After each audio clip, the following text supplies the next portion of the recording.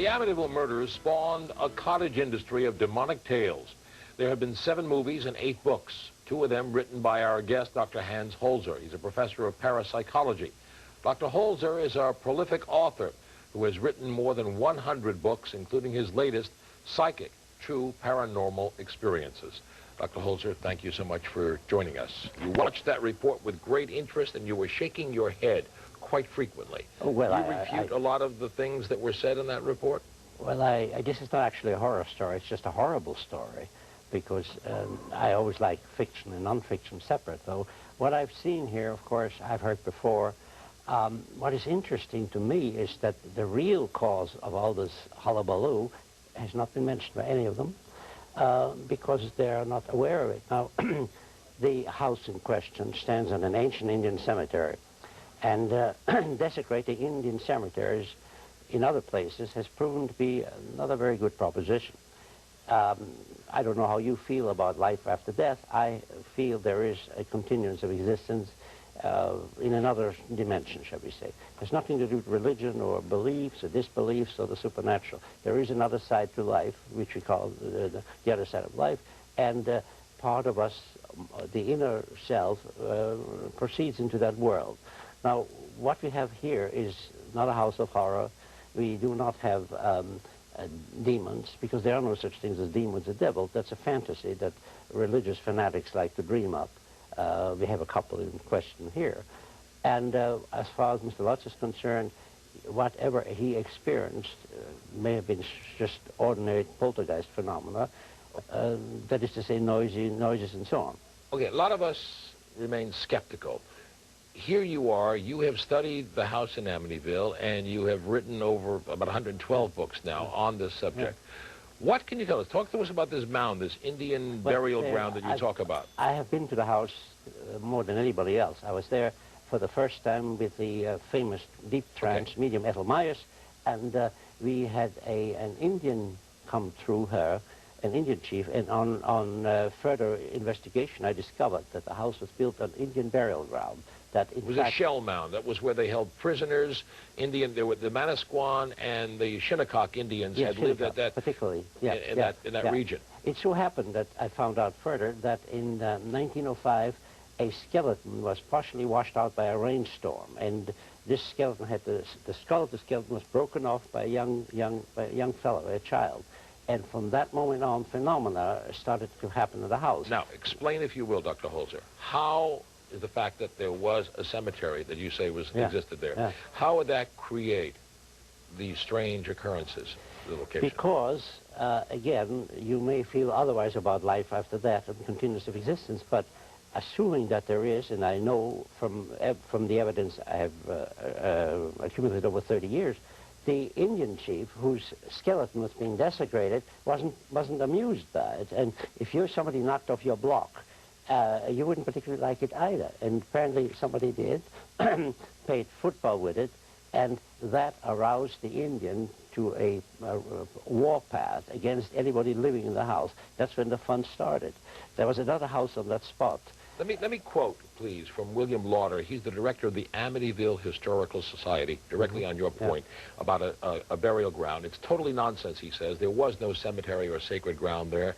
It is a shame to prolong and keep this myth going. It's only for monetary gain. Anyone who believes it is a victim. It's a shameful intrusion upon reason and totally devoid of any foundation in fact. Well, that's also not true, because I have that information from the chief librarian of Amityville, who researched it for me, and this is on tape because we made a documentary in 1977 in which he appears, where he clearly states that there was, in fact, an Indian burial ground on that stuff. Now, this comes from the librarian of Amityville, and it is on the record. So whatever you read to me is just not true. But there are reasonable people out there who look at this, they read it. There are some people who want to believe it, and there are others who say, show me evidence that it's true. What evidence do you provide, Dr. Holzer, that this is true, that you're saying that there are forces of people who lived at another time, who were buried in a ground there, who are behind these forces and the supernatural occurrences? Don't misquote me, please. I didn't say anything like that. I'm trying to interpret and understand. You be very careful. Try to understand. Yeah. No, I didn't say anything of the sort. I said that the librarian of Amityville went to great extent. At first, he didn't like to talk about prior it. Prior to that, you were saying Well, that because it was a burial ground, a... that is what is bringing out these forces, this overpowering force that is creating these problems. Now, Did I please, misinterpret that? Don't write another fiction book on this. Then please clarify. It's very simple. Before 1905, there was another house on that spot, which was built in 1782. See, I do my research very carefully. I don't make it up. And that house was perfectly calm until in 1905. Then suddenly, in the other house, phenomena started to occur of such a kind. People moved in and out. Somebody committed suicide. They moved the house to another spot in Amityville, and it still exists there, and nothing ever happened to that 1782 house again. Instead, there was an empty lot. On that empty lot, in 1928, a new house was built, the one that is still there. This house was built and was then inhabited by the DeFeo family.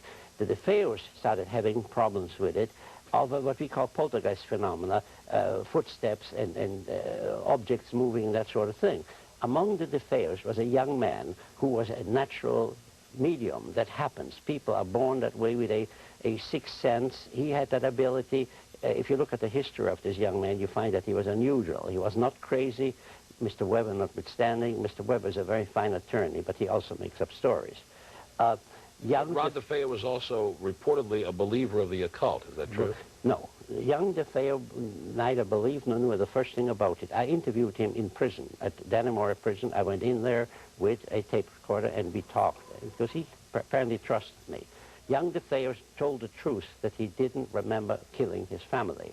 In fact, he, in a sense, from my point of view, was a victim too.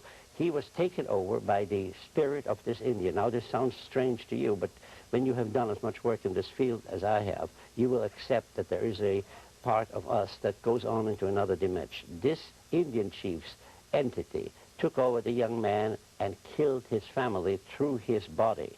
And that is all there is to this house. No slime, no flies. This is all Hollywood invention, and it is just not true.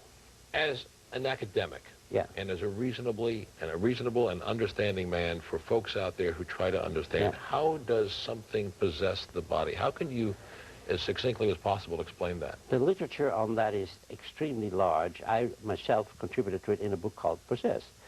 It has nothing to do with religious possession and exorcism. Please, forget religion on this. This is a fact that someone who continues in existence without a physical body and requires to express himself in our world will then enter the physical body of a suitable individual and makes him do the things that he wants to do. And that is all there is to the Amityville house. There is no haunting, there is no ghost. There's an Indian chief who's still mad as hell. And that could have been the dark shadow which Ron DeFeo allegedly claimed was hovering Could have over. been is not words I use. The fact is DeFeo doesn't recall shooting people. It is another important scientific fact which you forgot. Nobody heard the shots in the entire neighborhood. Phantomania. Yeah, nobody heard it. Yeah, the people did not run from it because they didn't hear the shots either. And this is a very common phenomenon in parapsychology. I've had this happen to me in so-called haunted houses.